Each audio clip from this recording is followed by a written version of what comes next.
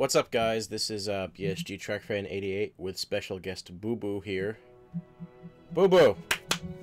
Say hi. He's just like, leave me alone. Tonight's video is going to be really quick. I'm trying to do a video every other night on some kind of subject. Last night, after a few drinks, I will admit, it's my night off, so whatever. I talked about toy trains and a YouTube video that I just talked about. Well, it occurred to me that I never talked about something that is rather near and dear to my heart. I've been to Washington, D.C. twice in my lifetime. I hope to go again in 2012 at some point. But as you should know, I'm a huge science fiction fan of all kinds. Star Trek, I'll throw Star Wars in there, Battlestar Galactica, Farscape, Firefly, Babylon 5, whatever. And when you watch science fiction, and if I had to pick one show, it would be really close between Star Trek and Battlestar, but I would probably have to pick Star Trek overall. You have Star Trek Enterprise, The Next Generation, Voyager, Deep Space Nine, and of course the original series. That's a lot of, genre. That's a lot of episode. That's a big universe. Star Wars, say what you want, but when it comes to the main medium that everybody knows, it's 6 movies. Yes, there's a lot of novels and there's a lot of comics, which I will admit is part of canon technically, but the main medium that everybody knows, okay? Everybody knows Star Trek The Next Generation, Picard, the original series, Kirk, Cisco for Next Generation, and all that jazz, Archer for Enterprise, Janeway for Voyager. But when you watch the show, there isn't much that you can do when it comes to experiencing it for yourself, part of the show. But the Smithsonian in Washington, D.C., the National Mall, the Air and Space Museum, has something rather special and near and dear to my heart, and that is the original Starship Enterprise.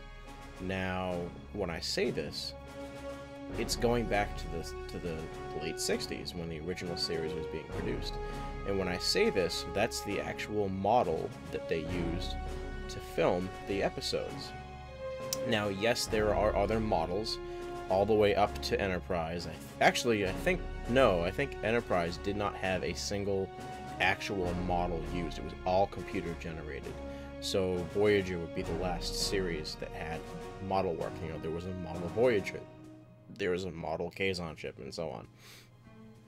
So to actually go and look at and be in the presence of and see with my own eyes, not on a television show, but to physically see the actual Starship Enterprise was really cool. I mean, the second time around, not as much, because it's like, oh, I've been there and we were on a tight schedule, but the first time I laid eyes on her, on it, whatever you want to call it, it was really cool. It's not just a model. This literally is the Enterprise from the episode, every single episode of the original Star Trek, period. All the opening shots, all of the captain's logs with the Enterprise in the background, all the shots. I mean, that's really cool in my book, and what's interesting is that I so wanted to touch it because it was covered by plexiglass, but technically there was no roof. You could reach up and touch. I almost did, but I didn't want to get in trouble. But say what you want about Star Trek, whether you're a science fiction fan or not, but everybody knows Kirk, Spock, maybe even Bones, and of course, Scotty. But the one thing that everybody should know, if you were to walk up to anybody on the street and say, the Enterprise, they all know that it's from Star Trek, regardless of what they know about it or who is in the show. They know of the ship, the nacelles, saucer section, and it's part of American culture. It's part of as far as I'm concerned, it's part of human culture right now. Star Trek, the show, the original series, broke new ground when it came to what the episodes talked about, racial, when it came to, the first African-American white person kiss, whatever you want to call it. The show broke bounds when it came to what it talked about, when it came to how deep the episode would go. Like, look at City on the Edge of Forever. Amazing. and this is the 1960s. But anyway, someone like myself, where I love history and I love going to museums and Smithsonian's and just being in the presence of history, let alone being able to touch it, to see with my own eyes and be in the presence of the original Starship Enterprise, the actual working studio model that they used to film the episodes. That was a lot of fun, and that's something I will never forget. So if you have the chance and you're in Washington, D.C. for a layover from a flight, you have a couple hours, you'd need a couple hours, or you're there overnight, or you're just there on vacation.